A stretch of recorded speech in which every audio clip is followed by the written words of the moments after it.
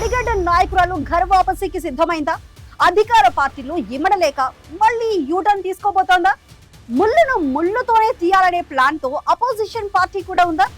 జెండా మార్చిన ఎమ్మెల్యేకు చెక్ పెట్టేందుకు పార్టీ వీడిన నాయకురాలికి మళ్ళీ రెడ్ కార్పెట్ పరుస్తుందా? అధికార పార్టీలో వర్గపోరుతో అక్కడి రాజకీయ సమీకరణాలు మారబోతున్నాయా? ఇంతకీ ఎవరా నాయకులు, ఏదా నియోజకవర్గం? ఈ లోగుట్టులో చూద్దాం.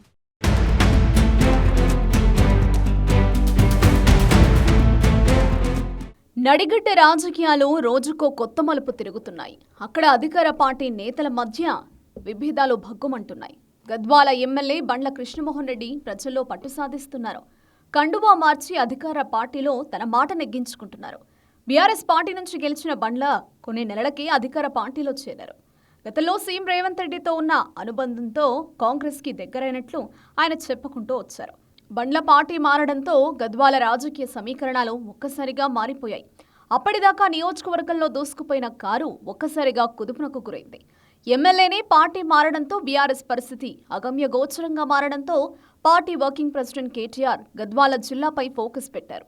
గద్వాలలో పార్టీ పునర్జీవనానికి ప్రయత్నాలు మొదలుపెట్టింది బీఆర్ఎస్ అధిష్టానం.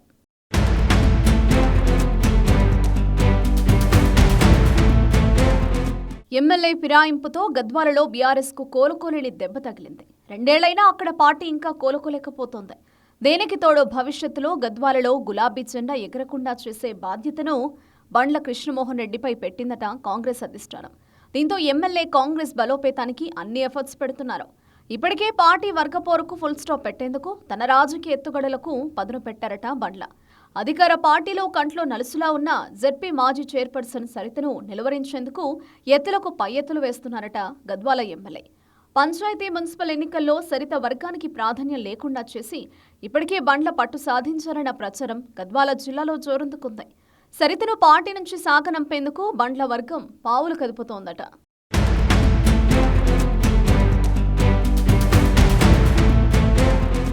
మొన్నటిదాకా ఎమ్మెల్యే బండ్ల కృష్ణమోహన్ రెడ్డితో ఢీ అంటే ఢీ అన్నట్లు ఫైట్ చేసిన సరిత వర్గం పార్టీ నాయకత్వం ఎమ్మెల్యేకే ప్రాధాన్యం ఇవ్వడంతో ఆత్మరక్షణలో పడాల్సి వస్తోంది.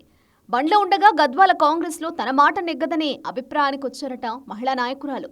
మున్సిపల్ ఎన్నికల్లో రెబెల్స్ ని దించిన సరిత మళ్లీ పాత గూటికి చేరే ఆలోచనలో ఉన్నారనే ప్రచారం మొదలైంది. ఇప్పటికే ఆమె బీఆర్ఎస్ నేతలతో టచ్లో ఉన్నట్లు గద్వాల జిల్లాలో ప్రచారం జోరందుకుంది. ప్రస్తుతం గద్వాల బీఆర్ఎస్ పార్టీలో బాసు హనుమంతనాయుడు కీలక నాయకుడిగా కొనసాగుతున్న ఎమ్మెల్యేతో ఢీకొట్టడానికి ఆయన సరిపోరని పార్టీ శ్రేణులు గుసగుసలాడుకుంటున్నాయి. ఇదే అదురుగా బీఆర్ఎస్ పార్టీలో రీఎంట్రీకి సరిత సైలెంట్ గా పావులు కదుపుతున్నారని ప్రచారం జరుగుతోంది.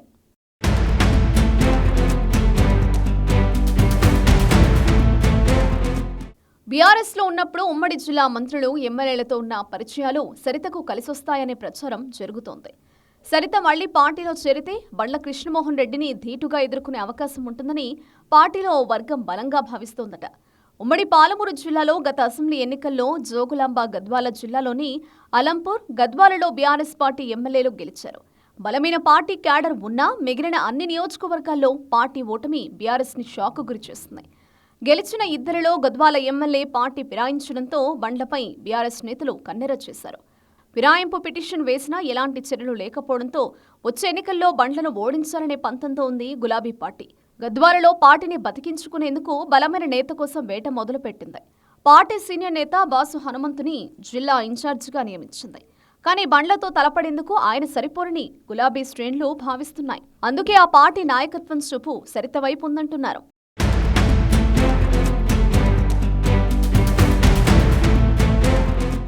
బండ్ల కాంగ్రెస్ లో చేరకముందు గద్వాలలో సరితదే పై చేయుంది.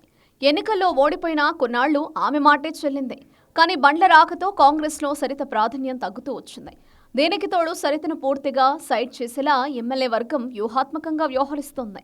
దీంతో రాజకీయ భవిష్యత్తు కోసం సరిత పార్టీ మారే ప్రయత్నాల్లో ఉన్నారంటున్నారు. ఎమ్మెల్యేను ఢీకొట్టాలంటే సరిత బీఆర్ఎస్ పార్టీలోకి వెళ్లడమే మంచిదని అభిప్రాయంతో ఉందట ఆమె వర్గం కూడా. దీంతో పాటు 2029 ఎన్నికల నాటికి నియోజకవర్గాల పునర్విభజన జరగబోతోంది. గద్వాల జిల్లాలో మరో కొత్త నియోజకవర్గం ఏర్పడే అవకాశాలున్నాయనే అంచనాతో సరిత పార్టీ మారొచ్చంటున్నారు. ఇప్పటికే ఆమె బీఆర్ఎస్ రాష్ట్ర నేతలు, మాజీ మంత్రులతో మంతనాలు జరుపుతున్నారనే ప్రచారం గద్వాల జిల్లాలో హాట్ టాపిక్ గా మారింది. గద్వాల జిల్లాలో కొత్త నియోజకవర్గంతో పాటు ఖచ్చితంగా మహిళలకు రిజర్వేషన్ వస్తుందన్న నమ్మకంతో ఉందట సరిత వర్గం.